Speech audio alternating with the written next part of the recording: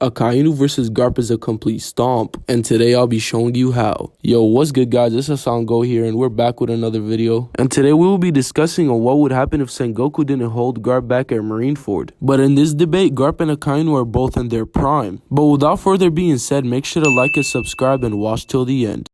Alright, so starting off with Garp, his strength is insane. To begin with, Garp was the rival of Roger the Pirate King and was stated to be able to go head to head with him on multiple occasions. Garp was also the closest one to capturing Roger. So due to this, Garp was offered the position of Admiral many times but declined it. Like, bro's really him, he just does what he wants around here. At Marineford, Garp was able to knock back Marco the Phoenix with one punch. This is the same Marco that could clash with Yonkos like Big Mom. This would fall into both his strength and his speed feat since he was able to blitz him and overpower him. In Garp's prime, he was able to deform Don Chinjao's head. He punched it one time and that came slanted, bro. This is the same Don Chinjao that could destroy ice continents with just his head. This is what they mean when they say someone is hard-headed. In the recent chapter of One Piece, Garp was going stupid. This dude pulls up off a flying ship, uses a Conqueror's coded attack and destroys the whole town. And then he proceeds to blitz Aokiji. Even though Aokiji barely got damaged from that, this can also be used as his strength and his speed feat. And after all this, Garp proceeds to call himself weak due to his old age. This disproves any argument in One Piece that says old characters don't get weaker. But this wouldn't really matter since I want both Garp and Akainu at their full power. So obviously Garp is in his prime in this debate. But moving on to Garp's speed is kinda trash. Garp doesn't really have any special speed feats. I mean, aside from blitzing the whole Straw Hat crew in pre-time skip, he doesn't really have anything. Well, you could also say that he did perception blitz Aokiji. And Aokiji does have future sight, so I guess this could be used as a good feat. I mean, he also did blitz Marco who could keep up with Kizaru. So I guess this would keep Garp's speed at light speed. But Garp's durability is kinda trash, mostly because we don't have enough feats on his durability. He tanked a gear second attack from Luffy like it was nothing. Keep in mind, the only reason he got sent back flying was because he let Luffy hit him. And he also tanked an attack all the way back in pre-time skip from Axe Hand Morgan, my GOAT. He took a slash straight to the chest and went to sleep right after. What a guy. Garp's IQ and battle IQ are horrible. He was about to risk everything just to avenge Ace from Akainu. Like, if Sengoku wasn't there to stop him, who knows what Akainu would have done to him. We would have had our third donut of the day. But he is Vice Admiral, so I guess I'll give him that. You can't really become a Vice Admiral if you're stupid now, can you? Now, moving on to Garp's Haki, it's in fact really good. As shown in his clash with Don Chinjao, he possesses the ability of Ornament Haki. He's also able to harm Luffy, who can resist attacks due to his rubbery abilities. In chapter 1081 of One Piece, Garp was coding his attacks with Conqueror's Haki. As we know, only a select few of the strongest people in the verse could do that. But it's not confirmed that Garp has future sight or observation Haki. But I mean, he was able to rival the Pirate King with no devil fruit or sword. So logically speaking, it wouldn't really make sense if he doesn't wield all three types of Haki. I think we've talked enough about Garp.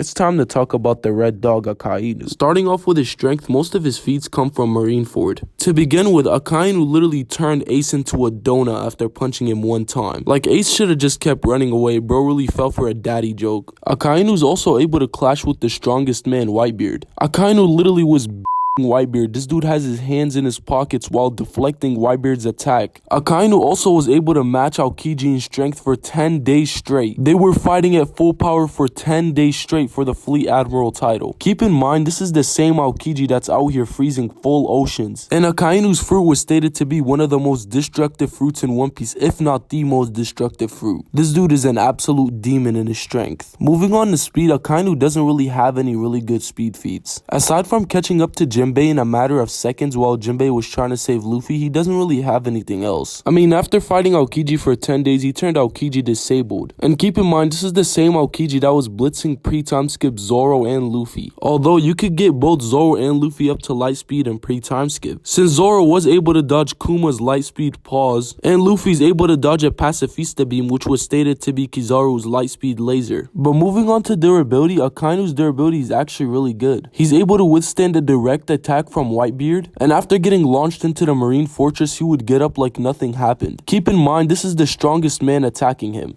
Akainu is also a Logia type, so this would really benefit his defense in a fight since he could dodge any attack that isn't infused with Haki. But since Garp does have Haki, this is kinda pointless. And Akainu could also deflect Whitebeard's massive earthquake attack. He did have the help of Kizaru and Aokiji in this, but you could clearly see from their facial expressions that they weren't even trying. Honestly man, the admirals are really tough like that. For Akainu's endurance is possibly the best in the entire series, mainly because he fought a formidable opponent Aokiji for 10 days straight at full power, and he was able to withstand so many attacks from Whitebeard and get up right after. While fighting Aokiji for 10 days, he also changed the entire climate of Punk Hazard. This is an insane strength feat, not even destroying the island but changing the entire climate. That's absolutely crazy. But on the other hand, Akainu's battle IQ and IQ is pretty average. While Akainu does think pretty smart in battles, the whole goal of Marineford was to stop Whitebeard from destroying the island. This would mean that Akainu wasn't even going all out, because we have seen what would happen if Akainu went all out. And I guess you can't really become Fleet Admiral if you're stupid now, can you? Moving on to Akainu's Haki, it's heavily underrated. A lot of people in the One Piece community think that admirals don't have Haki or don't even know what it is. And I'm gonna debunk this false claim in a couple of seconds. 1. Akainu has Ornament Haki. Akainu's able to damage Whitebeard and he's able to damage Ace, who's a Logia. 2. Akainu has Observation Haki. He dodged Vista and Marco's attacks similar to how Katakuri dodged Luffy's attacks. And Akainu also has Future Sight as well, since Aokiji was able to foresee and tell when Whitebeard's attack was coming. And as we know, they were going toe to toe in the Admiral's scale near to each other, so it wouldn't make sense if Akainu didn't have it too. There's a possibility that Akainu has Rio, since Marco wasn't able to heal Ace because his insides were destroyed.